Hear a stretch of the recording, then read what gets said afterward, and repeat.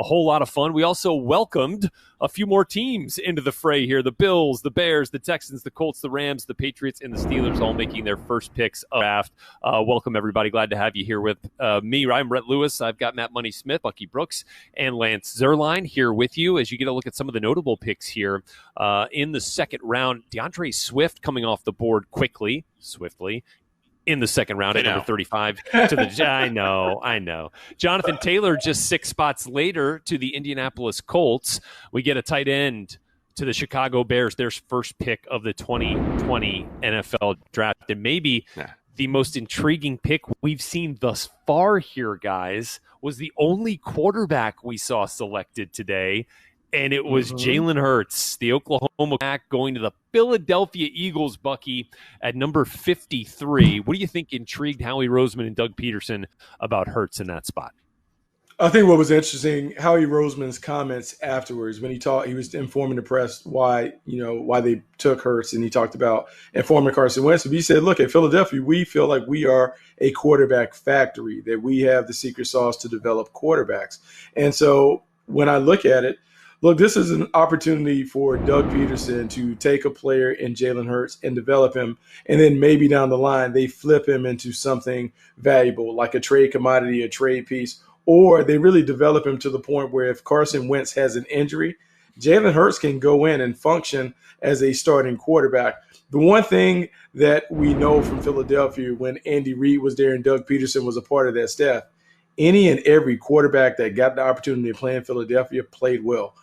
From Corey Detmer to Michael Vick to A.J. Philly to whoever they wanted to put in at quarterback. And so maybe Doug Peterson has that blueprint and he'll use it with Jalen Hurts.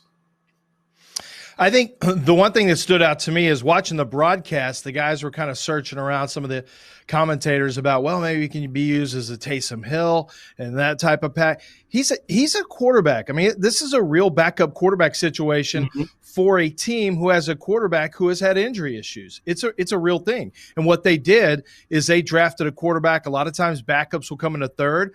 They went to the second because this is a player who has tremendous intangibles, tremendous leadership. He's great in the room, and he does have the ability to beat you as a dual threat quarterback. He's not going to be as good as a passer as Carson Wentz. If he was, he'd be a starter right now. So this is a really good potential to be a really good backup selection, and a guy who does something really effectively, which is take short yardage snaps and can be a bulldozer in those situations. We've seen it work in college before, not just with him, but with other players like Blake Bell, I remember at Oklahoma, Tim Tebow most notably. And I just think there's value in this selection other than calling him Taysom Hill, because he's not a Taysom Hill player to me. Well, but I think, Lance, what Taysom is able to do for the Saints is just put the defense on its heels. And when you talk about a creative play caller like Doug Peterson, you think about the pressure that Hill does, in fact, cause defenses. And here is someone who in college, just last year, put up more rushing yards and touchdowns than some Heisman Trophy winners. So certainly he has that ability. Now, what I would then, contradict myself on is you're not good enough. The Saints can do that, but the Eagles basically won the NFC East because the Cowboys completely fell apart. And I think you pair this, and I know we'll get to it a little bit later, with the Jalen Reagor pick, and it almost looks like Howie Roseman has just gone rogue. Like he's, I don't know, the connection must have gone down, guys. I didn't hear what you're. They're pretty Not crazy picks when you think about it. That you take Reagor that high. And you don't want to trade up to get CeeDee Lamb at 16 or at least you attempted to, but you couldn't put that together. It just seems like a couple kind of rogue picks, doesn't it? Where's that? Like, I can't imagine them coming to consensus on these two guys for that team with what their needs were in a wide receiver deep, in as deep of a draft as we had. To make a luxury pick with your second round selection just seemed a bit odd to me. Wow. All right. I don't know what. No. You said he went rogue. He went rogue with the two picks. Maybe we should have talked about the Jalen Reagor pick a little more last night. I actually think Jalen Reagor was a guy that should have been in the conversation as a first-round pick earlier. He didn't play with a great quarterback last year. When you look at the speed, we've talked about these wide receivers being categorized based on what they bring to the table. He and Brandon Ayuk and some of those guys, they were the vertical stretch players. He and Henry Ruggs. He was not necessarily a number one receiver. And they didn't really need a number one because Alshon Jeffrey serves in that role. But for the backup quarterback situation, look, man, you can count this as maybe the 23rd starting position. There's value to having a very, very good backup quarterback. And I never saw Jalen Hurts as like a Taysom Hill. This is a situation where, I mean, no disrespect to the IU thing, but like Sunfield, like, did they want to get a better backup quarterback than the guy that they currently had? I mean, I think this is Look, one of those fair. I'm not saying specifically. I'm being a bit facetious and kind of a smart aleck by saying he went rogue, but it just to me and look, what do you always hear about what is a backup quarterback supposed to do, right? If you're a contending team, you need to come in and win a quarter, and worst case scenario, they want you to win a game. And I think based on what a lot of the evaluations, especially going through the postseason process, especially the combine, a lot of people came away feeling like Jalen Hurts was not only capable of doing that, but under the right tutelage, finding himself in the right spot, could become a very viable starting quarterback that could certainly carve out a nice career as a starter, not a backup, which is interesting because Carson Wentz just got that giant deal, and they have done everything they can to try to shout at the Philadelphia fans, no, this is our guy. He is it. So, move on, everybody, with your Nick Foles and all of that. Carson's the guy, and then you go out and draft Jalen Hurts in the second round. I'm sure we'll come back to it throughout the broadcast here. Let's go to the next selection of interest. T. Higgins, Lance, and Cincinnati opting to go with him at the wide receiver position. I'm really intrigued by this. I like it. I think T. Higgins is a guy who, once he gets down the field, has a lot of A.J. Green qualities to him, which, interestingly enough, that's a guy he may be replacing eventually if the Bengals and if A.J. Green go in a different direction. But, there are some issues that he has right now. Right now, he's a really intriguing number 2 option because he doesn't have all the heat on him. You all of a sudden, you turn the light on brighter and you ask him to be the next A.J. Green. He may have a little difficulty, and I'll tell you why. He's not great at getting off press coverage. You see a lot of free releases like we see here. But what he is a strider, and you can see those long strides. Once he opens it up, it's a problem for defensive players because he's so long. He's so good with that offhand at getting players off of him. And then you're seeing catch radius that this is what he might be the most talented ball winner in the entire draft. When the ball goes up, he's got unbelievably strong hands. I know people talk about CeeDee Lamb a lot for his strong hands and ball winning, but when you see the highlights for T. Higgins, the twirling, the ballerina aspect, the ability to twirl. Don't you tell James Prochet that. No, I love James Prochet. But this catch radius is different. Yeah, this is a 34-plus-inch arms. This is just a different dude down the field. But getting down the field is the problem. You got to get off press. And Bucky, I think that's a concern once you get into the league because if the league sees you can't handle press, you're going to see press all the time. Yeah, now I think the thing that's interesting about T. Higgins is T. Higgins look, he's a polarizing prospect. When you talk to wide receiver coach, you talk to people on the outside. You have half a dozen that love him, half a dozen hate him. The one thing that I thought was interesting when he had his pro day and he clocked in at 4.55, 4.56, or 7, somewhere in there, his times were identical to DeAndre Hopkins. And then you look up and you see that he scored 27 touchdowns at Clemson, which tied him with DeAndre Hopkins and Sammy Watkins. And we can talk about his inability to consistently win off press, but you see the highlights, you see the plays that he makes down the field. And going to Cincinnati, where he's kind of being groomed to play behind A.J. Green, well, his body style is just like A.J. Green. And the thing that I think will help him when A.J. Green eventually moves on, Tyler Boyd is more natural as a number 1. I think T. Higgins can carve out a nice role for himself with the Cincinnati Bengals. Yeah, and as we get to our next pick that we want to talk about here, it's Trevon Diggs lasting into the second round and going to the Dallas Cowboys with the 51st overall pick. I'll come right back to you, Bucky, here on Diggs and the Cowboys, who really were able to fill a need here and get a really good player in Diggs after they had CeeDee Lamb just fall into their laps at 17 and couldn't pass that up for a corner at that point in the first round, but they come back in the second and get the Alabama Crimson Tide corner. And see, this is why just sticking to the board works. If you just take the best available player, you eventually get what you need. Trevon Diggs being available for them when they picked in the middle of the second round was fantastic. 51st overall pick. And he is a nice fit in the defense that Mike Nolan wants to put in. Before, with Rob Marinelli and Chris Richard, they wanted press corners. They want to play a lot of man-to-man. Well, Mike Nolan is all about creating turnovers. And the only way you can create turnovers, you have to put your corners in a position where they can have vision on the quarterback so they can see the ball come out. Well, Trevon Diggs is a former wide receiver turned cornerback who's long, who's rangy, has natural ball skills. He is a nice fit in this defense that's going to enable him to play zone coverage. I think he's a great fit for the Cowboys. 7 interceptions was all the Cowboys had. They were 30th in the league in turnovers. So what Bucky's talking about, when you have those press man corners, their backs to the ball so frequently. And this guy has the best ball skills of any cornerback because he's a former wide receiver. Stephon Diggs' brother, we know that. But when you see his interceptions, they're highlight reel interceptions. He has phenomenal ball skills. He's aggressive off of press. And I think you can be varied in what you do with Trevon Diggs. I want to take it a step further. I know he's a corner right now, but I also think with his instincts and ball skills, and I think he's got good range, not great speed, but good range. I could also see him down the road potentially rolling over to a safety spot if the Dallas Cowboys chose to do something like that. But I think, the value of CeeDee Lamb where they got him, the value of Trevon Diggs, I just think Dallas really fell into some outstanding talent where they drafted. And I think that's part of the reason you see the Raiders take a little bit of incoming for their selection at 19. When you see someone like Diggs go to the Cowboys in the second round, let's finish up our initial conversation here, guys, with another wide receiver and someone, again, that was projected to go in the first round. Denzel Mims out of Baylor ends up lasting until the late second round. Bucky, before the Jets go ahead and make that selection.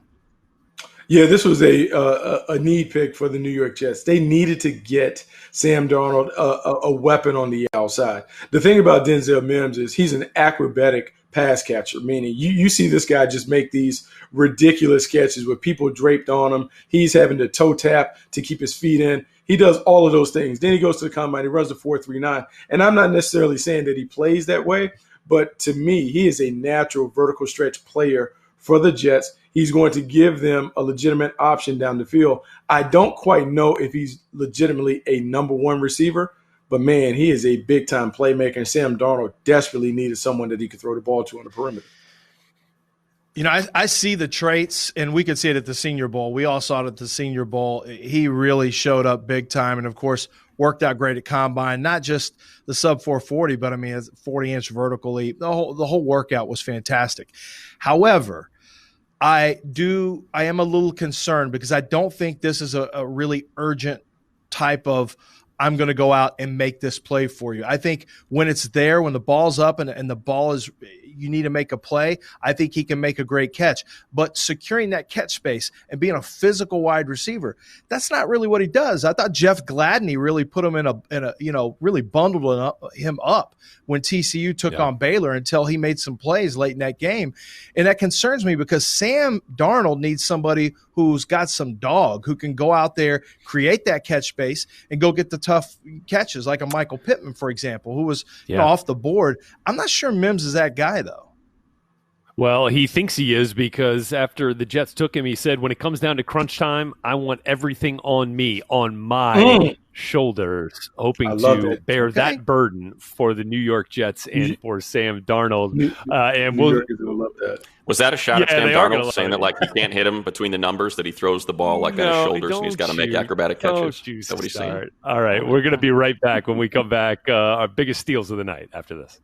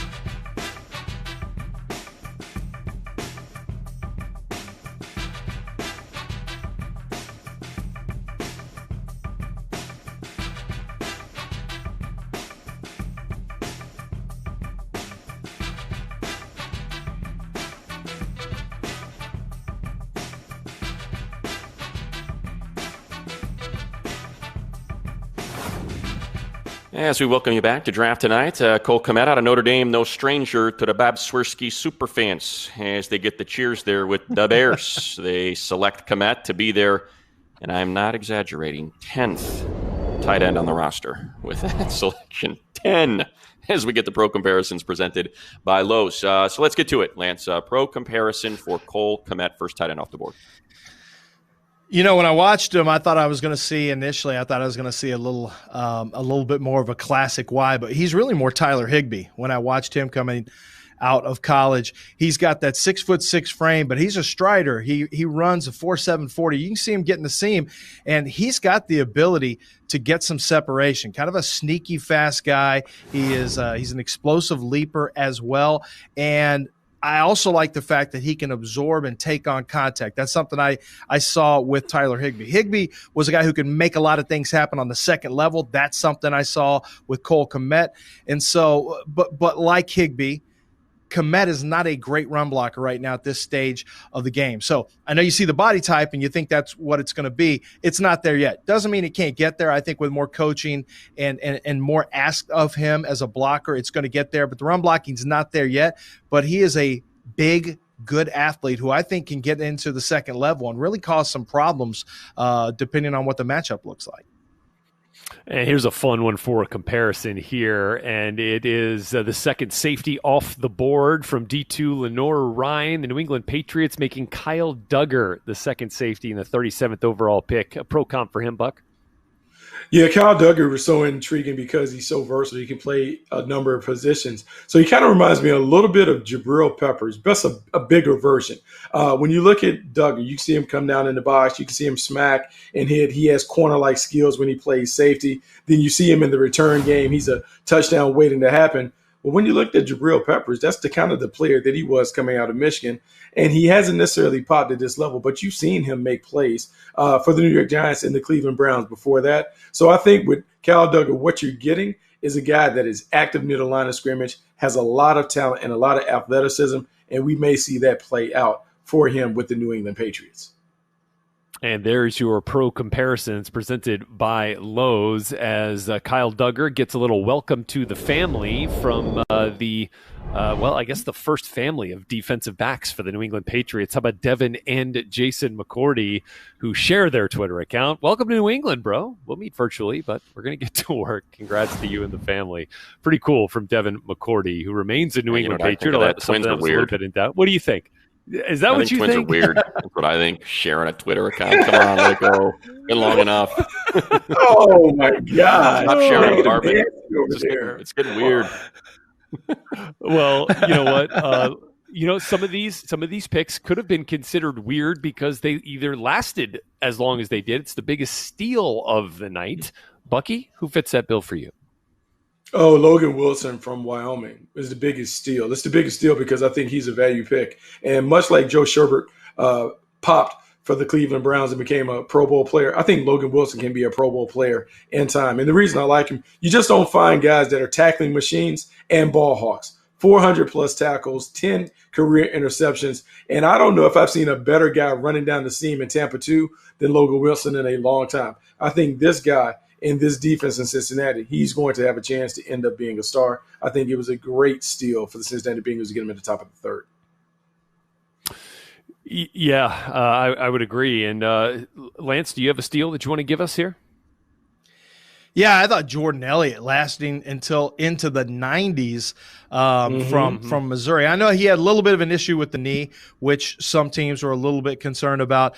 But when I turned the tape on with Elliott, I mean, this was a grown man. I think he's probably going to be the top 2, maybe top 3. He's got a chance, I think, to come to finish right behind Derek Brown in terms of the best defensive tackle in this draft, even ahead of Kinlaw. He's got that chance. I'm not saying he's the favorite, but he's excellent with his hands. He's very, very powerful. He can two-gap it up. He can play all up and down the line. You want him at 5 technique, 3. You want to play him some nose, odd and even fronts.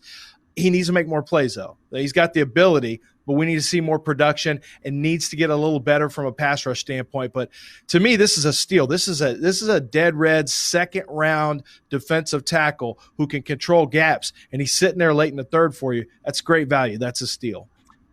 I'm gonna piggyback off that with talk about toughness, and boy, a big huzzah and tip of the cap to the University of Utah and what Kyle Whittingham has done there since joining the Pac-12. He said when they moved over, to the big conference that it was going to open up a lot of doors, and it certainly did. He's a heck of a recruiter, and man, you look at the defensive backs that came off the board, 2 safeties and now a corner, and at pick number 50 to get Jalen Johnson. You want to talk about tough, a guy that played with a torn labrum. I mean, suffered it in camp and ends up playing all year, and all he is an All-American. And Bucky, Lance, I mean, this is someone that can do it all. I mean, he can play press. He is going to manhandle you at the line of scrimmage, and you know how important that is with the athleticism to keep up with someone if that's the way you're going to play. And he can also play boundary. I mean, he can do everything. And I think really of all the players on that team, this is one that was kind of that tone setter for a team that you knew when you were going to play against them in a Pac-12 contest, you're going to get punched in the mouth. And you better be able to survive it. They win the South. They make it to the Pac-12 championship game. Doesn't end up working out there against Oregon. But, man, an impressive team. And I think really, truly one of the tone setters for a squad that did great things in the Pac-12 this year. And I expect him to be a heck of a pro. Yeah, I had him in the 20s in my first-round mock draft and expected him to go off there among some of the top 4, 5, 6 cornerbacks and ends up lasting into the second round. So I'm going to go to a guy that maybe had the biggest drop in this entire draft. He was a guy that we had mocked at the tail end of the first round. He ends up lasting all the way till pick number 74 in the third round, and it's Zach Bond out of Wisconsin. I think he's also a symptom of the current situation and circumstances that we're dealing with because of the coronavirus pandemic. He had the diluted test come back from the combine, the diluted drug test, had too much water in the system there. And I think because of what we were dealing with here, you were going to see guys with injury concerns and guys with whatever you want to call it, red flags off the field, character concern drop. And not saying it's a character issue, but a red flag popping up there with the diluted test for Bond. I think that dropped him. Saints trade up with the Cleveland Browns to come into the third at 74 and make the pick for Bond. They actually gave up a 2021 third. They felt that strongly about Bond, and they made him that selection there at number 74. All right, that'll look at some steals there, night 2 of the 2020 NFL Draft. When we come back, just one running back in the first round. We had a couple of come off early in the second. We'll dig into those running backs right after this on Draft Tonight.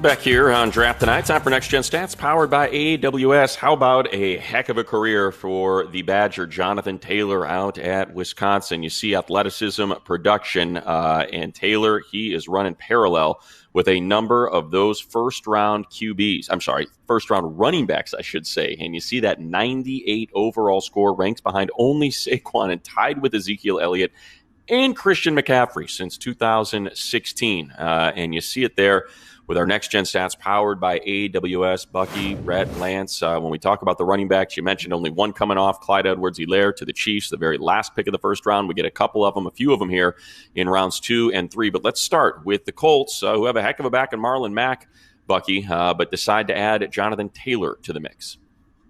Love it. I love it because it gives them a workhorse, a big physical running back who has been very productive. And I think the thing that is impressive about Jonathan Taylor, you're talking about a back that is 220-plus pounds, runs at 4.39 40. And then when you watch him play, he has the explosiveness, he has the suddenness, he has the things that typically you don't find in a Wisconsin running back. I think he is going to give them a steady workhorse. As much as I love Marlon Mack kind of wears down under the toll of being the workhorse. I don't think Jonathan Taylor will wear down.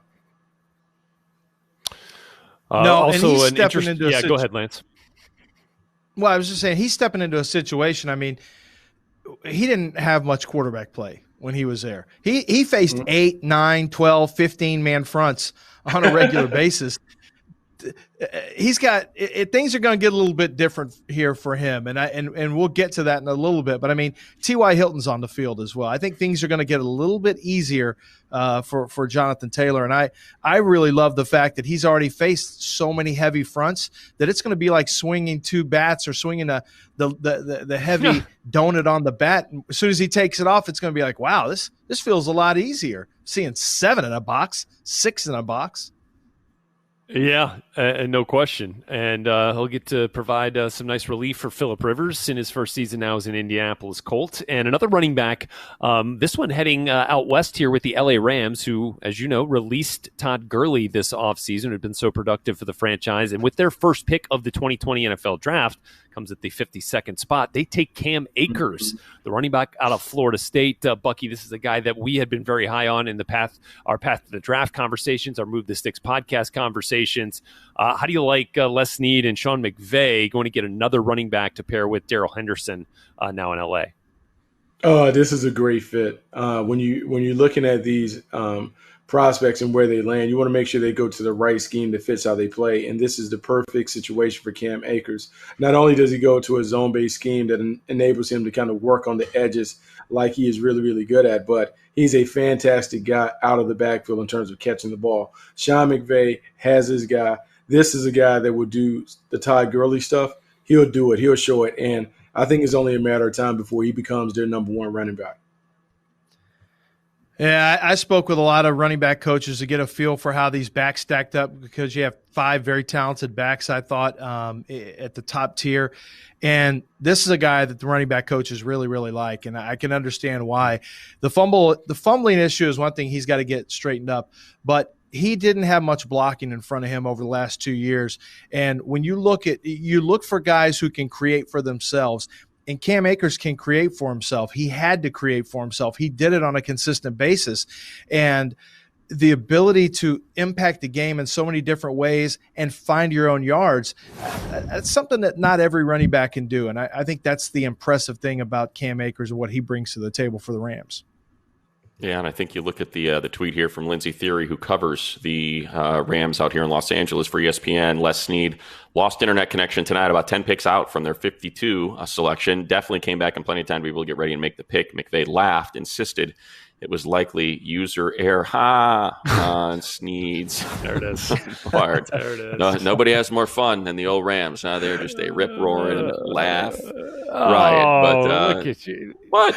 Oh, can we get? You're they Scrooge not? out here today. So biased. I'm not. No more late night podcast and videos for money. Money. We're gonna cut you off at 6 o'clock. 6 o'clock is you know what it is. Then you become surly. and all that My other stuff. disposition is much like I think I was, it was Rogers. I think it was Roger Goodell, Commissioner Goodell's position toward the end of the draft. I think he was kind of making me a little bit tired watching him get all comfy in that giant chair of his. Let's get one. Let's get one more in, and let's go with the hammer and J.K. Dobbins. And of course, he ends up with the Ravens, as if the league needs to be punished anymore on the ground by that team, right, Buck? This is a great pick and is a great fit for what the Ravens want to do and how they play. They have a physical running game, and they need a physical runner. J.K. Dobbins is that. He has pop, he has explosiveness, he has burst, he has good vision, balance, and body control. He showed this year that he could be a guy that really could handle the load. 8 games where he had 150-plus yards, a 2,000-yard season on 300 carries. That's more than enough evidence to show that he can carry the load. In Baltimore, with Lamar Jackson attracting so much attention, if this guy gets into the rotation, gets into the mix, he's going to be a special player for the Baltimore Ravens. He's a good one. I really like this pick for them because what they want to do is they want to be heavy behind their pads on their zone read stuff. They want to, if you're going to half step into that dive, then they're going to make you pay. And this is the kind of guy who can do that. I think one of the biggest things that I appreciate about J.K. Dobbins from when he came in as a freshman to when he left this year is that he is a much more physical runner. And he had a commitment to running with physicality and getting tough yards when he needed to get them. Right there, you saw that. He'll step into the contact, and he will make you feel it in the second quarter so he can break off runs in the fourth quarter. And I really love that about his game right here, and I love that about the flash, and the smash and dash of the Ravens offense. We've got the dash, but you got plenty of smash now to go with Ingram, Dobbins, Ingram. I mean, they're just more lethal on the ground now. Yeah, no question. A first-team All-Big Ten selection for J.K. Dobbins out of Ohio State, now headed to that talented backfield in Baltimore. All right, guys, a lot more to go as we continue here on Draft Tonight. And when we come back, the 6th quarterback taken in the NFL Draft is, well, we don't know. So where will Jacob Eason and Jake Fromm go on day 3? That's next.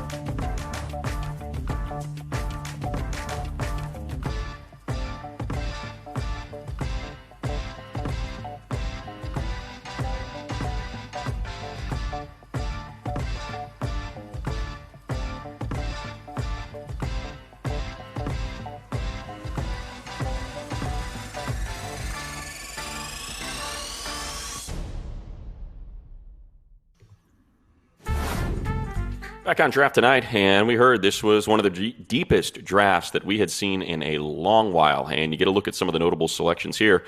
And you can see why. You already alluded to it a little bit earlier, Rhett. Zach Bond going to the Saints at 74, someone who was projected at the back end of the first round. We'll get into some of these others when we talk about our winners in a minute here. But you see Jones out of Houston, the tackle. A lot of people projected he might sneak into the back of the first round, and these are third-round selections. But two names that weren't third-round selections, Bucky, Lance, Rhett, the quarterbacks, Eason and Fromm, the Jakes. So let's get started, Bucky, on where you think Fromm might end up landing on a day 3 selection. This is a tough one because we're in a unique situation with so many quarterbacks that are already in places. When I think about Jake Fromm, he strikes me as a guy that maybe could end up in Jacksonville. Jacksonville would appear to have a place for a guy that is smart, has a high IQ, and a great work ethic. And we've seen, look, they had success with Gardner Minshew last year, drafted him in the 6th round. Maybe they strike gold again by getting a late-round pick that eventually plays well for them. And Lance, how about you take Jacob Eason? Any particular place you think he fits, be it 4th, 5th, 6th, 7th round, wherever he might end up being taken? Well, I think he could be an interesting fit with Tennessee Titans, but the fit that I actually really like, but they don't have a pick until the 5th round, of course you can maneuver, would be the Tampa Bay Bucks. Now, they're not drafting anyone for Bruce Arians. I think Bruce Arians and Tom Brady, you look at that as a 1 or 2 year deal. That's kind of how you have to look at it, right? I mean, you kind of have to look at it that way. I don't think they're going out there looking for a Jake Fromm to develop in 3 or 4 years. I think that's unrealistic. However, he does fit Bruce. He does have the arm talent of like a Carson Palmer. But the problem was my comp on him was Carson Palmer when things are good in the pocket, and when they're not good, he's Brock Osweiler. So that's a big jump in comps. That's a big problem too. So all the strengths are like arm talent stuff, and all the weaknesses are poise things. Well, arm talent certainly in the league, people talk about it, but ultimately that poise in the pocket tends to carry more merit than arm talent when it's all said and done for successful quarterbacks. Yeah, and quickly, any surprise, Bucky, level of surprise that both these guys are still available? I can't say that I'm necessarily surprised by both of the guys being on the board. I know we talked about quarterbacks being elevated, but then when you did the musical chairs with the quarterbacks in this offseason, we've seen so many quarterbacks go. There just aren't a lot of seats. And because these guys are more traditional passers, they don't have the athleticism that it seems like offensive coordinators are beginning to crave. It just makes it really, really hard to kind of connect the dots to team and prospect and see where they're going to end up. These two players certainly connected during their college careers, Lance, right? With Jake Fromm essentially forcing Jacob Eason to transfer out of Georgia, ending up with his college career finishing at Washington. And now they are connected as we enter day 3 as the likely next 2 quarterbacks off the board. We'll have our day 2 winners from this draft when we come back on Draft Tonight.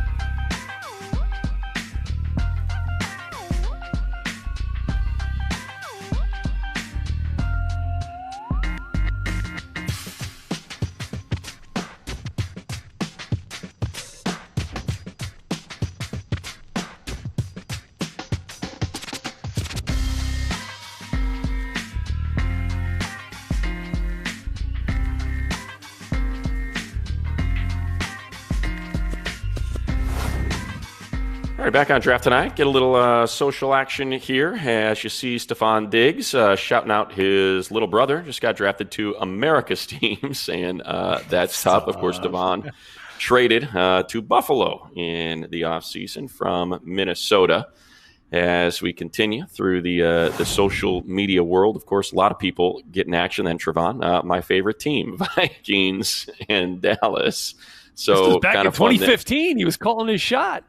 Exactly. Just so every now and then it works out. Whoa. As you can see, someone did some Twitter archaeology, and here we go. As we shift to Andy Herman, just realizing the Packers' current QBs are A-Rod and J-Lo. Very clever, Andy. And what do you know?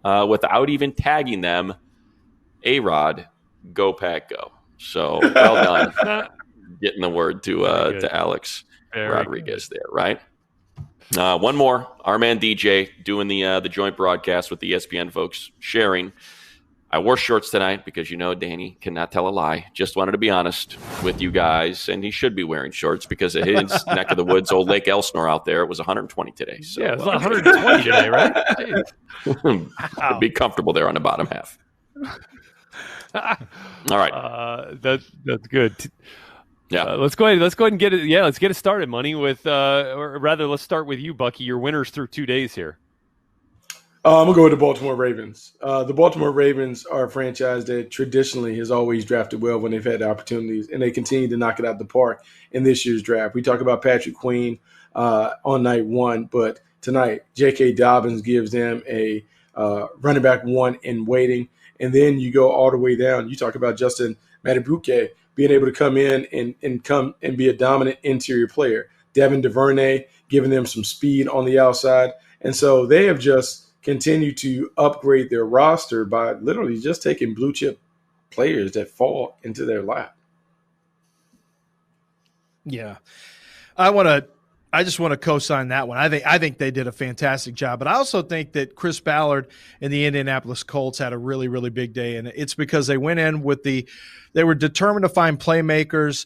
The first pick that they added, of course, you get the wide receiver Michael Pittman, and he had such a nice season this year. He went back to school, really worked on his route running, really tightened up his game, and one of the things that you're going to need with Phillip Rivers is a guy who can win contested catches. We know that, but that's exactly what this big-bodied wide receiver is. He can get down the field good enough, 4'5", 240, but he's got the big, powerful hands, and I think he gives the Colts something they just haven't had, which is a really strong possession receiver. Now, the second thing they did was add Jonathan Taylor. And keep this in mind.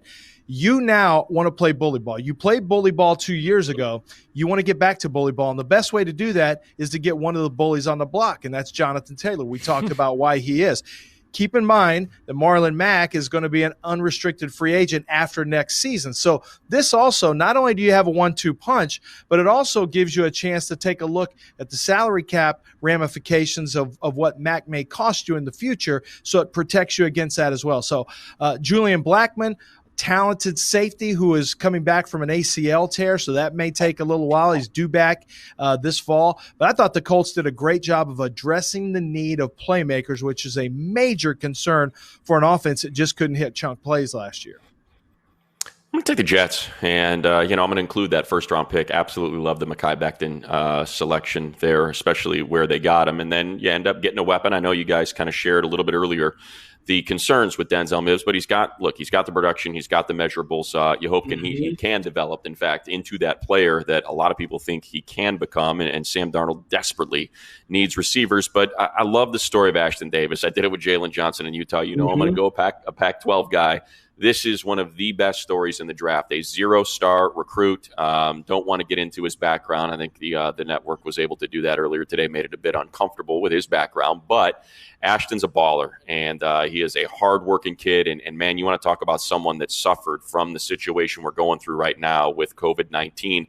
Didn't work out at the combine, was looking forward to a pro day where he was going to run a blazing fast 40. Of course, you could see it right here on the screen, and that was a tough blow for him to get. So to see him go in the third and possibly learn, under Jamal Adams. Going to be real exciting to see Ashton hopefully continue what is just an awesome story of a young man that got a shot at Cal and now has an NFL team waiting for him in the third round. So really like what the Jets were able to do.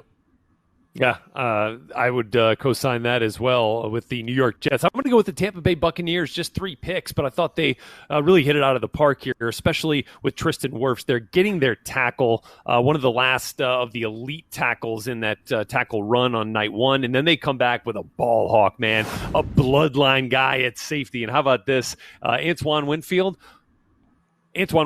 dad played 7 games against Tom Brady. Now Winfield's son is Brady's teammate. I love it. He's also the 10th DB that the Bucs have selected in the first 4 rounds. Guys, since 2016, they spent a lot of resources there, but I can't argue with it going there. And then getting Keyshawn Vaughn, the running back out of Vanderbilt, to kind of be that running back to pair with Ronald Jones for Tom Brady, because we know how I know how Tom Brady has loved to save a stable of backs in his career there in New England. So really like what they did, and like this this digital format we've had here through the first couple of nights, guys, despite the fact that money's a little scroogey here late in the evening. Come on. Yes. Someone's got to listen. You started with a pun, okay? If you start with a pun, someone's got to get a little salty throughout the course of the broadcast, right? Sure. I do. Sure. You know what's fun? You're though, right actually, about that. okay, how about this? I'll end on a very light note. You mentioned that the Tom Brady stuff is hilarious. Going back to the Tristan Wirfs selection in the first round, Wirfs was 16 months old when Brady was drafted. Now he's going to be protecting his blind side. That's insane, crazy, right? 16 months old. Oh, man. So we are 106 picks in here in the 2020 NFL Draft, and we will be back with you to finish out the final 100-plus picks in rounds 4 through 7 right after the completion of Day 3 of the NFL Draft. We are right back here with you. I've enjoyed hanging out with you guys here tonight. For Bucky Brooks, for Lance Zerline, and Matt Money Smith, and our hardworking team of producers here working with us. Thanks so much for being with us. We'll see you tomorrow.